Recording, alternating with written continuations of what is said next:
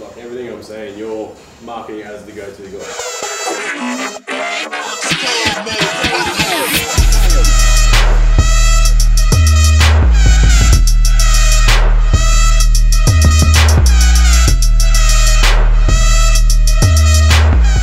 I'm finding that a lot of the people I'm attracting now, and especially even my clients, they all want to self-improve and be better at what they do. The beauty of personal development and the position that me and you are in is that we can apply it straight away. You can go to your business today if you learn something new and apply it, and you can see the results, whether that's more income or more productivity, and then all of a sudden you go, well, why don't I just do this every day?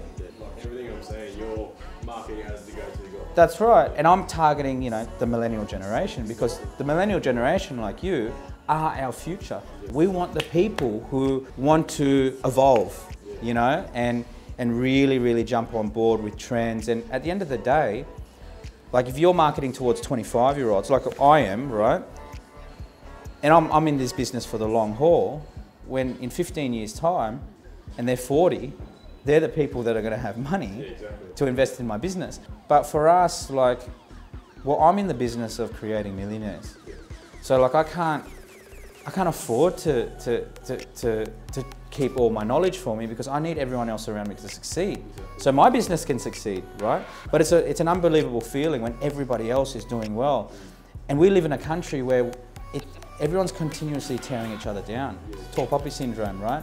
You've got it with a lot of your friends. So what I'm finding is that there aren't many of us who want to lift each other up. No. So this is the thing. A lot of people think that, oh, it's so easy when you've got 1, 2, 3 properties. Like, it's not, right? Because you can roadblock yourself. And how do I know this? I've done it myself and I've fucked up. I've just gone on a buying spree and I realised, fuck, maybe I shouldn't have bought that property.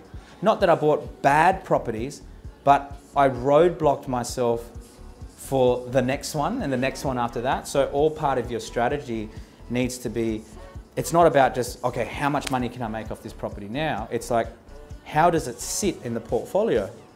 So you've got another one at Georgetown, right? So imagine me, let's say we've got this whiteboard and I'm writing all of my properties down there, and I go out and find a property. It's like, all right, how does it sit, right? Like, imagine how hard it is for me to buy my next one, because it's like, wow, like I've got to be super detailed because it affects every other one here. That's why people who buy house and land packages, for example, they're 12 months down the track, well, fuck, I can't really do anything. I rent because it's a lifestyle choice. We want to be in the city, we love the lifestyle.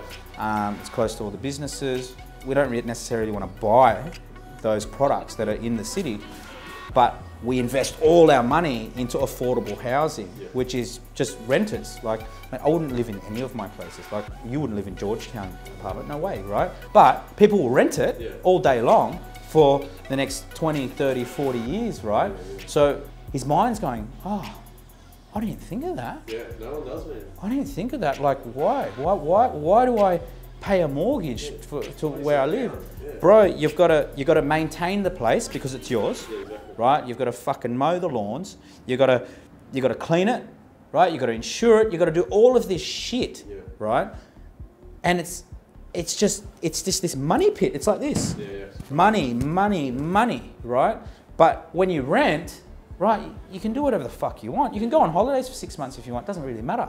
You're not tied down to anything. Or in 6 months, you want to move, business arrangements or whatever it is. You want to go overseas, you're agile, you know what I mean? You can do shit. Did you read that book, Robert Kiyosaki, Rich Dad, Poor Dad? No, remember when he says things like your home is not an asset? He's exactly right, because it's not generating any income. If you're paying rent, it's not really a liability. It's just they look at it as an expense, because you can get out of that lease if you want to. You're not tied down to it. So a house is like a big credit card where you've got to pay this money back, but it's not generating you any income.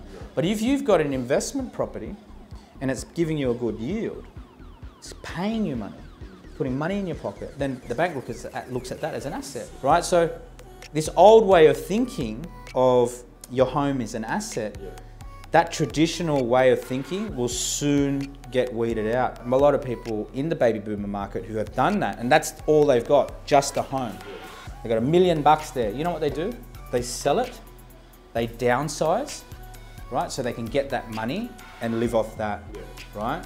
And that's the retirement plan. So the new way is to invest in affordable housing. Just pump your money into that, have heaps of them, right? Generating you income.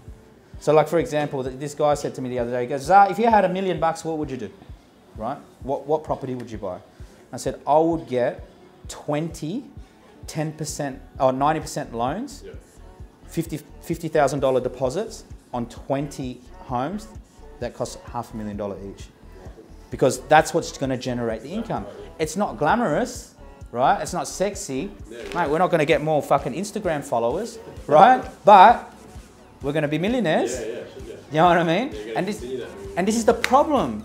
People get sucked in to the glamorous house and land package that costs $1.2 million. And mate, that bloke can't go and start a business. He can't buy more property. Mate, he's roadblocked. And this goes back to my original thing that I was saying before, is that people don't think about the next 5 years, 10 years, 20 years. You know what they think about? I want to live in something now. I want to do an Instagram story to tell all my friends that I've bought a new place or I'm building a new place. But you know what? That lasts 5 fucking minutes.